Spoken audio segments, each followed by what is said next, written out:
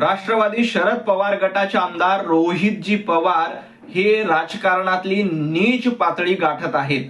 कालपर्यंत काशीनाथ चौधरी हे शरद पवार गटामध्ये होते तेव्हा रोहित पवार यांना काहीही वाटलं नाही, तेव्हा ते निर्दोष वाटले आणि आता भारतीय जनता पार्टीमध्ये प्रवेश केल्यानंतर लगेच त्यांना पालघर साधू हत्याकांड प्रकरणामध्ये मुख्य आरोपी करण्याची जबाबदारी रोहित पवार यांनी उचलली आहे। खरं तर काशीनाथ चौधरी यांचं कुठल्याही चार्जशीट मध्ये नाव नाही।